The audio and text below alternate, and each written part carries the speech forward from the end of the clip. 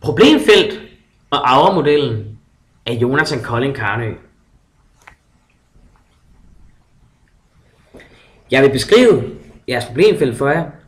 Problemfeltet, det er indledning til jeres opgave, begrundede problemformuleringer i faget psykologi. Men måske kan I også bruge den her viden i andre fag.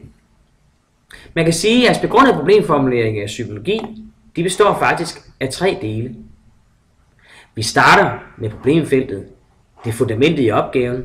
Problemfeltet, her kan I blandt andet bruge Aura-modellen, som jeg gennemgår senere, men problemfeltet, det handler om praksis. Hvad er det for et problem? Hvad er det for nogle problemer, vi møder ude i den danske folkeskole? I har fokus på et emne, det kunne være mobning, køn, motivation. I skal prøve at beskrive, hvad er det for nogle problemer, vi møder i forhold til jeres emne. Det gør jeres problemfelt. Så er der også design og disposition. Her ser I så på det emne, I har valgt, og I prøver at se ud fra det med noget psykologisk teori. Hvordan kan psykologien prøve at belyse, hvad det er for et problem? Her er vi altså gået op på broen. Vi flyver lidt højt her. Vi analyserer ud fra psykologiske teorier. Og til sidst, bum, så er vi nede på jorden igen med en praksisdiskussion af, hvad kan vi så bruge den viden til i praksis, som vi har fået her fra den psykologiske teori? Trip, trap, træsko. Det, som er meget, meget vigtigt, det er, at I sådan set også starter i den her rækkefølge. Det er vigtigt at finde ud af, hvad er det, problemerne er ude i praksis. Hvad er det, der bliver diskuteret? Det vil sige, at problemfeltet er faktisk fundamentet for jeres opgave. Det er svært at starte med at sige, at vi vil bare vælge 2 teorier, og så vil vi kigge på noget. Nej, fordi hvis ikke I har fundet ud af, om der overhovedet er nogle problemer, og hvis I ikke har fundet ud af, hvad det er for et problemfelt, I har, så er det svært at vælge teori ud for det. I skal først vide, hvad problemet er, så kan I begynde at analysere på det. Derfor start med at lave et godt fundament. Fundamentet, det kan bygges via Aura-modellen. Det er den, jeg nu vil gennemgå. Aura-modellen ser sådan her ud. Den består af 4 adskilte dele, der alle sammen gerne skal optræde i jeres problemfelt. Den aktuelle debat, undren, relevans og aktualitet. Jeg vil nu prøve at gennemgå det. Hvad dækker de 4 kasser over? Den aktuelle debat. Her skal I finde ud af, hvad er det, der bliver debatteret i medierne. Hvad siger eksperterne? I kan forestille jer, at jeres emne kunne være den her slanke unge dame, der er i midten her. Og I skal så ved hjælp af forskellige eksperter beskrive om, sådan fortælle om, hvad er det, hvordan belyser man det her emne? Hvad siger medierne? Hvordan ser man på det her emne, det her problem i forhold til den danske folkeskole? Det er også vigtigt, at I undrer jer. Hele meningen med den her opgave, det er jo, at I skal ud og undersøge noget. I skal ud og fordybe jer i et emne, og hvis I allerede kender svaret, jamen, så er der jo ikke en stor grund til at gå ud og undersøge noget. Det vil sige, at I bliver altså nødt til at fortælle os læsere, hvad er det, I undrer jer over. I må altså ikke komme med svaret på opgaven, eller hvordan den løses, fordi så er der jo ikke noget at undersøge. Det er jo først, når I har undersøgt noget, at I måske kan komme med nogle bud på et svar, eller et bud på løsninger. Det vil sige, sådan noget som at sige, mobning det skader selvværdet. Nej! Fordi det har vi jo ikke undersøgt endnu. Derfor så kan man måske i stedet for sige, jamen, kan mobning have en indflydelse på selvværdet? Det vil sige, at I skal undre jer. I er ved at tage en uddannelse som lærer. Derfor er det vigtigt, at I viser, hvorfor er det relevant, det emne I har valgt. Hvorfor er det relevant for jer som lærere? Det vil sige, at I skal hele tiden relatere det til jeres job som lærer. Hvis I inddrager nogle tal, så prøv at begrunde, hvorfor er det relevant for jer som lærer? Derudover, så skal I have noget aktualitet. Aktualitet, det går jeg gennem tal og statistik, viser, at emnet I har valgt, det faktisk er et aktuelt problem. Det nytter ikke noget at beskrive, hvordan lærerens brug af spanskrør har en indflydelse på læringen. Nej, det var måske relevant og aktuelt for 100 år siden. Det er det ikke i dag. Prøv at finde nogle undersøgelser, nogle tal og statistik, der viser, at det faktisk er et aktuelt problem i dag, i den danske folkeskole, i det senmoderne samfund. Det vil sige, sørg for at have både aktuel debat, undren, relevans og aktualitet med i jeres problemfelt. Det er meget, meget vigtigt. Selvom det her er i sådan 4 punkter, så skal I ikke i jeres problemfelt bare stille de 4 punkter op. Nej, der skal mixes imellem, så der kommer en klar rød tråd. I kan fx starte med noget aktuel debat.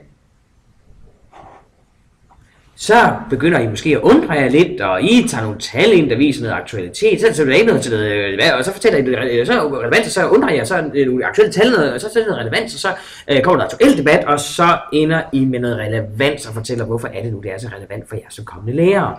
Det vil sige, et godt mix imellem dem på kryds og tværs. Det er altså Aura-modellen, og den er god at tage udgangspunkt i, når I skal finde ud af, hvordan I skal arbejde med jeres problemfelt.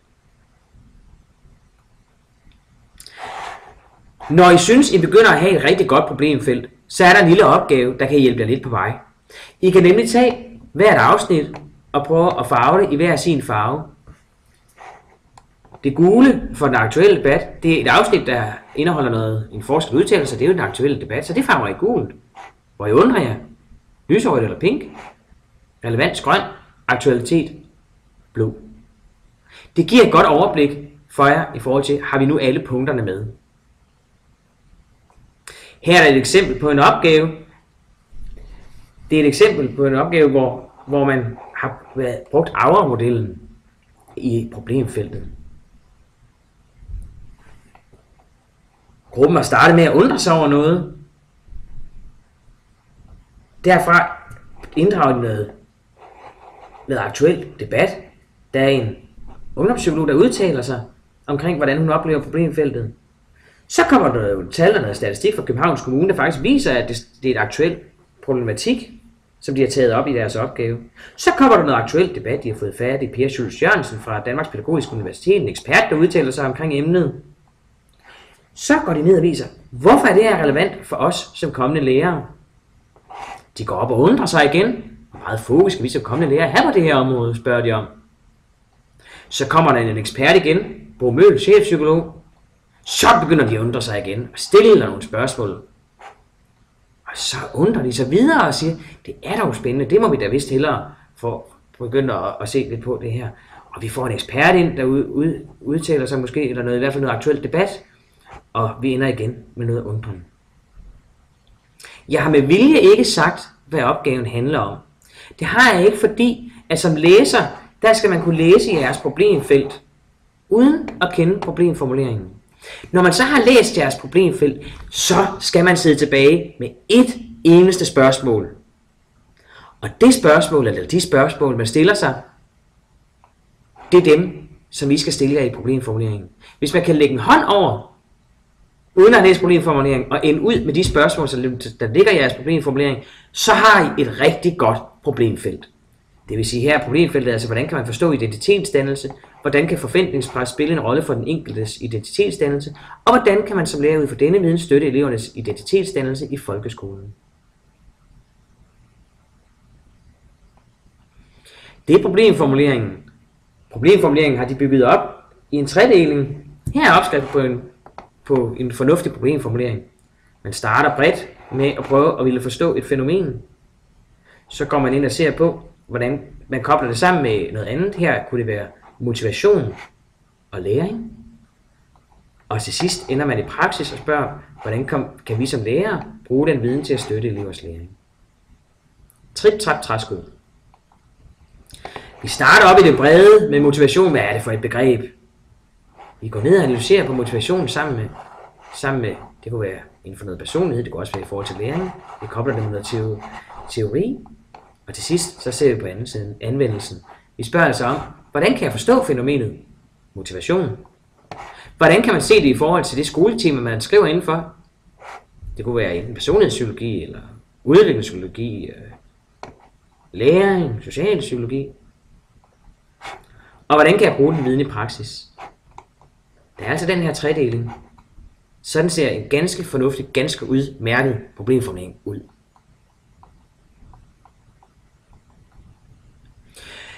Det, som jeg som lærer skal godkende, det er en begrundet problemformulering.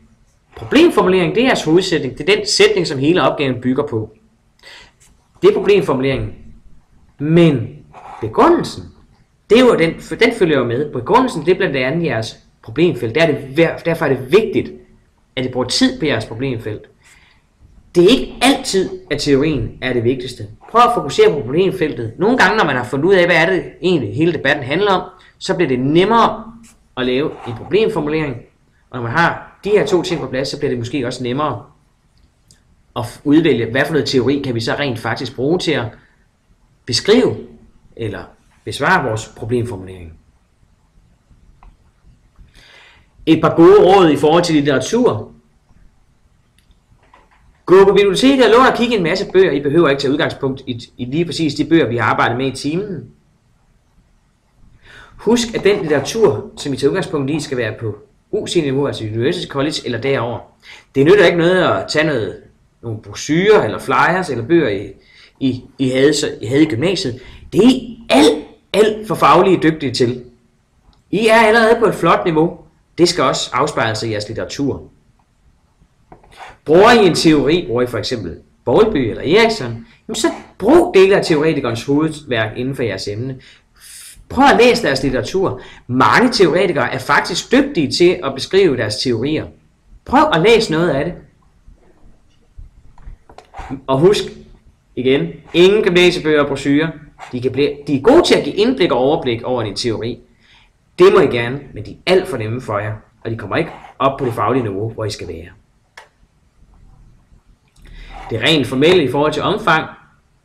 Den begrundede problemstilling til godkendelse må maks fylde 2 sider, det vil sige 5.000 tegn med mellemrum, uden litteraturlister og kilder.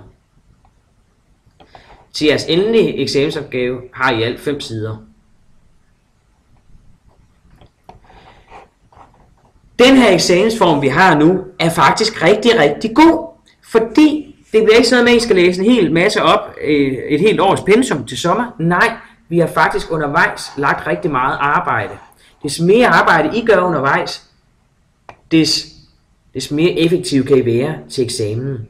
Derfor brug hinanden, brug de hjælpemidler I får, og brug jeres vejledning. I får nemlig ikke vejledning i den uge, hvor I skal til eksamen. Der må vi slet ikke være i kontakt.